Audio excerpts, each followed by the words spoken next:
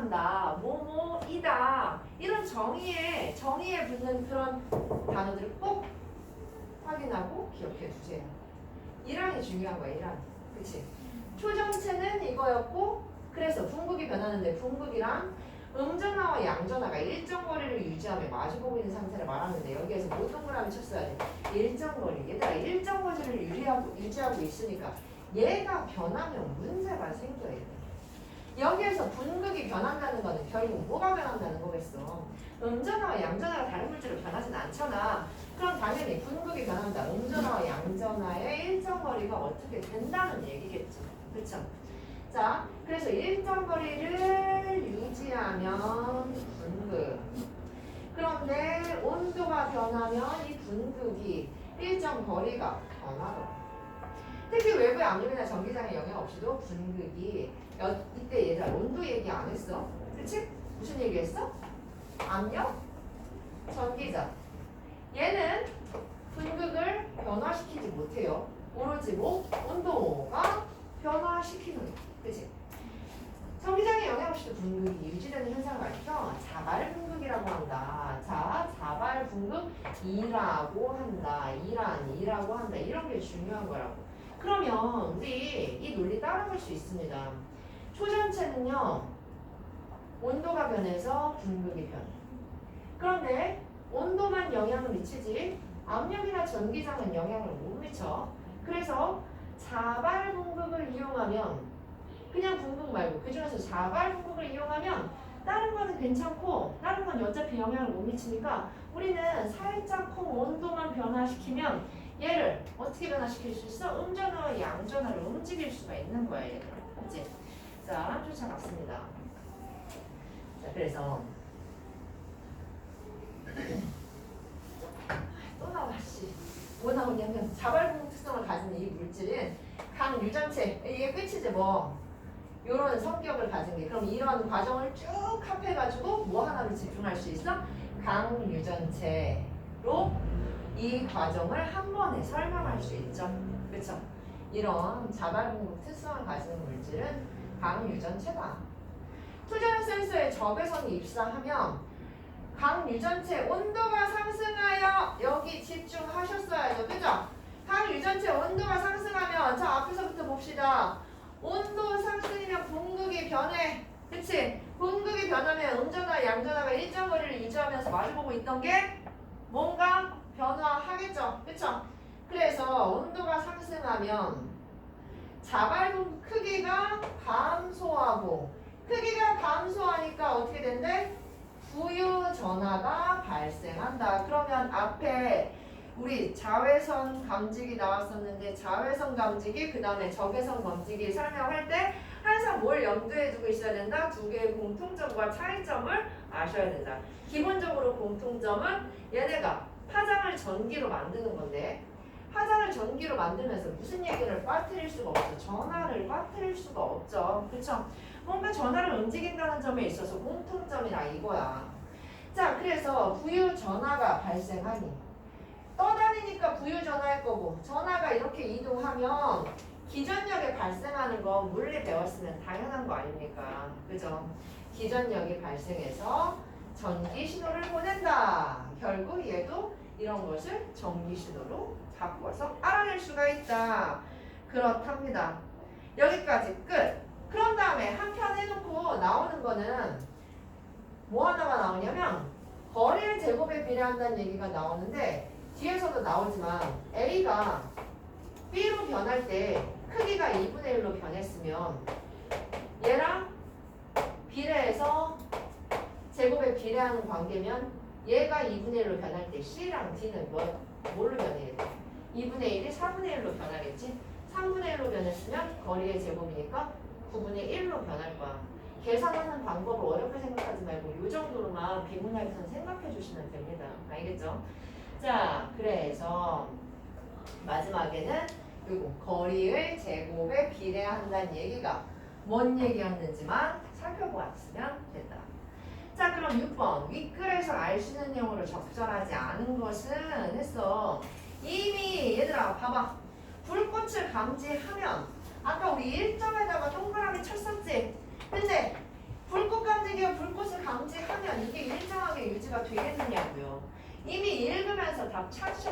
겁니다. 알겠죠? 일정이라는 말이 나오는 순간 신경을 조금 더 쓰셔라 이거야. 얘들아. 일정하다. 일정의 반대말이 뭐야? 일정하다. 그치? 부분의 반대말이 뭐야? 전체. 모든. 일부. 요런 것들은 늘 비문학에서 출제자들이 좋아하는 단어들이에요. 신경 쓰세요. 자, 나머지는 괜찮고 5번 보세요. 5번 계산하느라 신경 많이 쓰고 시간 오래 걸리지 말고 30m 거리에 있던 게 15m 거리로 절반 줄어들었지? 2분의 1로 줄어들었지? 그러면 얘는 거리의 제곱에 제곱에 비례하니까 0.1이 뭐가 돼야 돼? 4분의 1 이상으로 줄어들어야 돼. 4분의 1이면 뭐야? 0.025 이상이란 말이야. 누가 더 크니까? 얘는 0.03, 얘가 더 크니까 0.025 이상이기만 하면 되니까 5번은 오케이, 괜찮은 거예요. 이거 계산할 때 시간 끄시면 안 돼요. 복잡하게 생각하지 마세요. 6번에 답 2번. 오케이. 7번. 그러니까 나는 이거 2차 전자를 활용하여 이게 지금 앞에 자외선 얘기잖아요. 광전자 증배광 나오면 그냥 자외선 얘기잖아. 야 이걸 슬쩍 봐도 2차 전자로 활용해. 이거 심지어 별표도 쳐있지 않습니까? 그죠? 별표는 안 쳐져 있구나. 어쨌든 이 문제를 굉장히 열심히 내고서 보기에서도 2차 전자라고 얘기하고 왼쪽에서도 그렇게 얘기해 주는데 이게 못할 게 뭡니까? 이거는 진짜 바로 눈길만 잠깐 보기에 줬었어도 맞출 수 있는 문제. 광전자 증배관과 달리가 아니라 마찬가지로 2차 전자를 활용하는구나. UV 트론이라고 어려운 척하고 나오는데 사실 별로 어렵지 않은 문제였다. 차라리 그 다음 문제가 더 헷갈리죠. 그 다음 문제 8번이 나는 오히려 더 어려웠던 것 같아요. 8번은 좀 신경 쓰셔서 풀어야 되죠. 8번 봅시다. 링크랩 초전형 센서에 대한 내용으로 적절한 것이다. 이것도 봐봐. 우리 아까 내가 화살표 치면서 그 과정을 쫓아갔었는데 부유전화가 발생하지 않으면 전기적인 신호를 보낼 수가 없다. 부유전화가 발생해서 부유전화가 이동함에 따라 전류를 흐르게 한다 라 그랬으니 발생하지 않으면 전기적인 신호를 보낼 수 없는 것은 맞죠. 근데 2번도 굉장히 헷갈렸을 거예요 얘들아. 외부 자극에 의해 초전체의 자발분급 특성 이게 사라지면 기전력도 없다. 그러면 자발분급 특성이 기전력과 어떤 인과관계를 가져야 되는데 앞에서 한번 봐보세요 얘들아. 자발분급 특성이 오히려 밑에서 뭐라 그랬어? 각 유전체 온도가 상승해서 자발분급 크기가 감소하면 어떻게 돼? 오히려 이렇게 된다 그랬어. 그치? 그러니 이건 지금 반대로 얘기하고 있는 거야 얘들아. 감소하고 부유전화가 발생하고 그 다음에 기전력이 얘가 자발분급 특성이 사라지면 기전력이 소멸된다. 오히려 반대겠죠. 그죠? 자, 그래서 이거는 틀리다. 좀 헷갈렸을 텐데 그래도 이런 거 신경 쓰면서 차분히 따라가셨어요. 나머지 3, 4번은 그렇게 어렵지 않아. 얘들아 9번 맞췄어? 9번 몇 번이야? 잘 풀었어? 답 4번 그림 보면서 볼까? 그림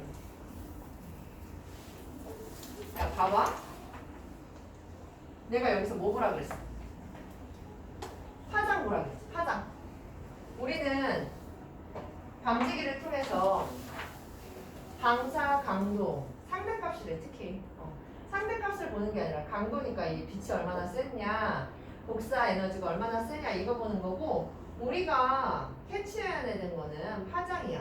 만약에 어떤 센서가 파장 4.5만 감지해낼 수 있으면 강도가 2일 때 강도가 9일 때 이 두 개가 동시에 들어오면 태양광보다는 불꽃을 더 잘 감지해낼 거야. 그치? 얘가 강도가 더 세니까. 특정 파장에서. 이 특정 파장에서는 강도 2인 태양광과 강도 9인 불꽃이 읽어낼 건데 둘이 싸우면 불꽃이 이긴다 이거야.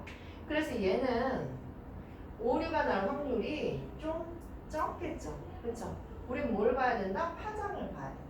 근데 1번부터 문제가 있어요 얘들아.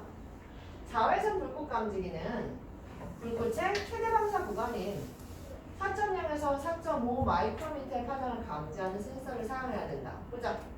4.0에서 4.5의 파장을 감지한대. 이거 적외선 구간이네. 적외선 구간의 파장을 자외선으로 어떻게 감지합니까? 말이 안 되지. 일단 1번은요. 요거를 감지하는 센서로는요. 자외선 불꽃을 감지할 수가 없어요. 불가능해. 분명히 1분간에서 우리 파장으로 판단한다 그랬어. 파장. 자 2번. 자외선 불꽃 감지기는 태양광의 방사 강도가 최고조에 달하는 0.4 마이크로미터. 0.4 어디 있어? 0.4야. 0.4. 이때 부근의 감지하는 센서를 사용해야 된다. 얘들아. 태양광 방사 강도가 최고라고 했으니까 여긴가 보다. 여기가 아니라 여기. 야 그러면 누가 더 세? 같이 들어왔을 때. 태양광이 이렇게 쓰면 누굴 먼저 감지하겠어? 태양광을 먼저 감지하겠죠. 이러면 되겠어? 안 되겠어? 낮에만 되면은 불났다고 난리지. 그럼 잘못 인식할 거 아니니까 이번처럼 하면 안 되죠. 3번 적외선 불꽃 감지기는 불꽃과 태양광의 방사 강도가 동일한 지점? 불나도 모르고 태양빛 비춰도 모르겠네. 그럼 어느 놈을 잡을지 몰라요. 그치? 그래서 3번도 안 돼. 자 그런데 4번 봐봐. 적외선 불꽃 감지기는 방사 강도가 0에 가까운 특정한 파장만을 감지하는 센서를 사용한다. 0에 가까울 때가 이 지점이야. 자 그러면 이 감지기는 파장이 대충 4.3이라고 해보자. 파장이 4.3인 빛만 감지한다. 근데 파장이 4.3이면 그런 빛은 태양은 이미 지역화를 못해. 강도가 0이야. 그래서 뭐만? 와 불꽃은 이렇게 세네. 당연히 오보 확률을 낮춰서 이런 확률이 오보가 날 확률이 거의 없어. 그래서 얘가 답이 4번이 되는 거야.